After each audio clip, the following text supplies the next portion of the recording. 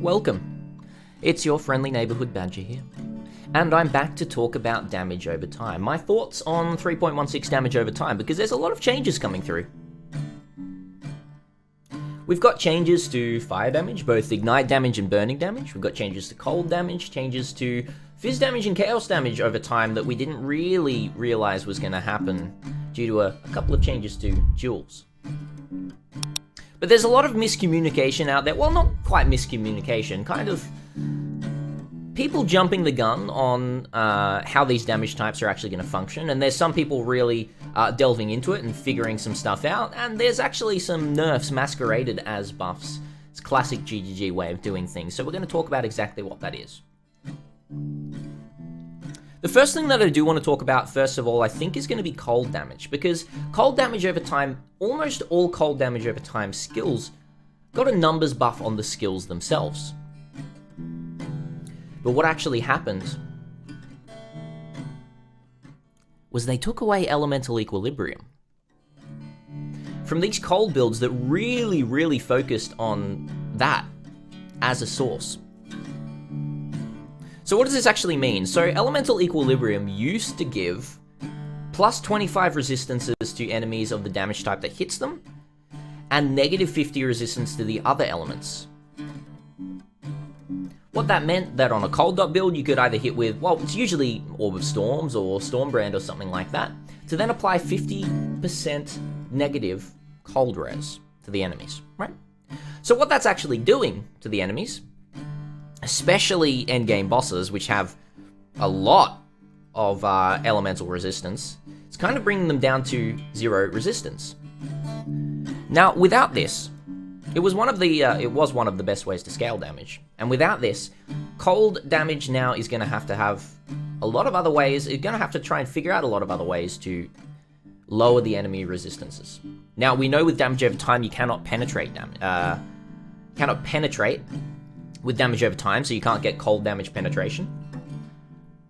And I think people like Shaq Central, and I think Carveruscu as well, has been saying that it's around about a negative 20 to 30% damage hit across the board, and maybe breaking even with high investment. Which is a little bit sad, because cold damage wasn't that insane. It was a really good starter.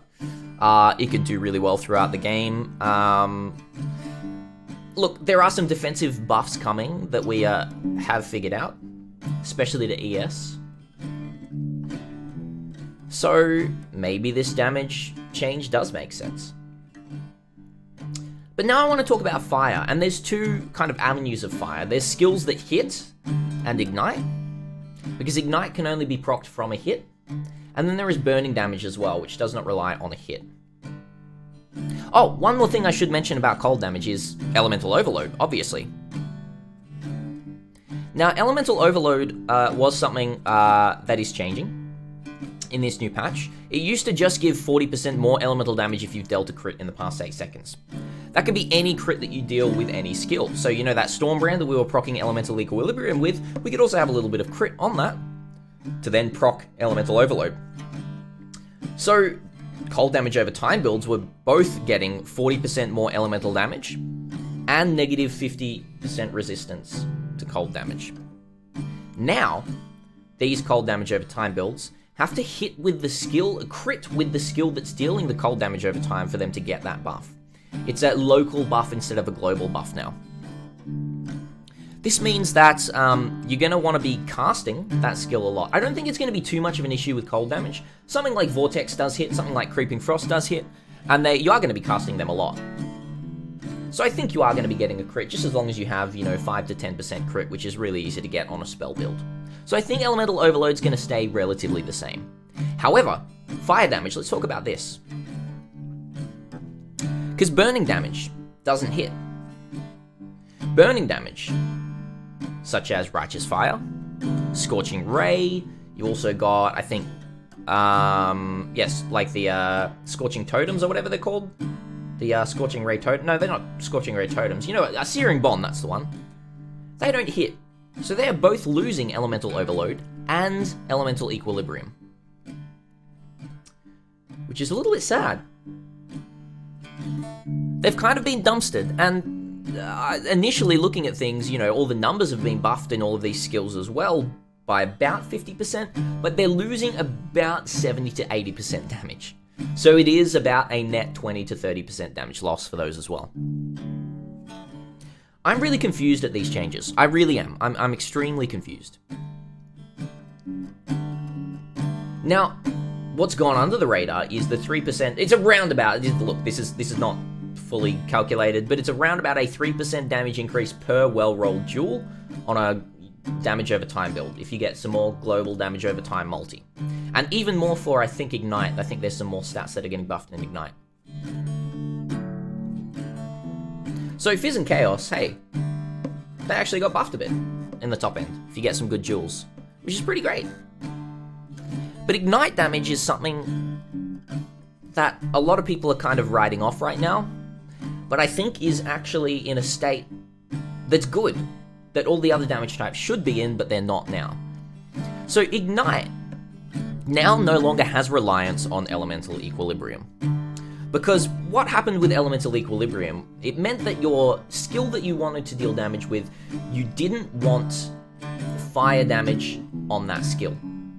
Like flat fire damage to spells or flat fire damage to attacks or anything like that, because that would muck up Elemental Equilibrium.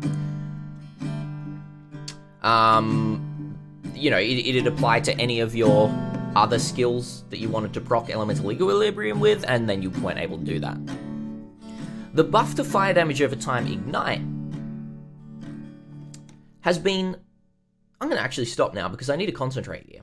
There has been a 150% more damage from hits converted to Ignite. So the way that fire damage over time works right here, let me put this right down, is you've got... it's kind of think of damage from hitting and damage over time kind of splitting at a certain point. So you've got your damage coming from your ability. When your ability hits the enemy, your damage splits into damage over time if you're igniting or hit damage. The initial hit damage right there is what determines the damage over time.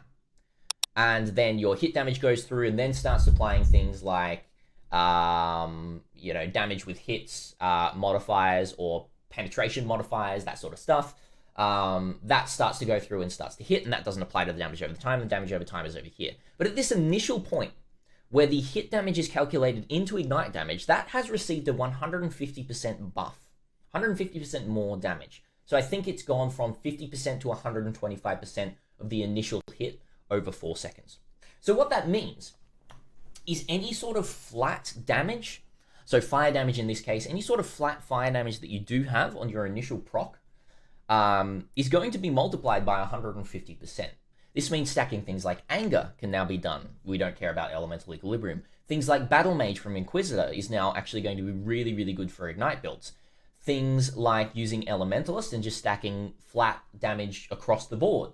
You know, think of Explosive Concoction, because this is a skill that got a massive damage over time buff.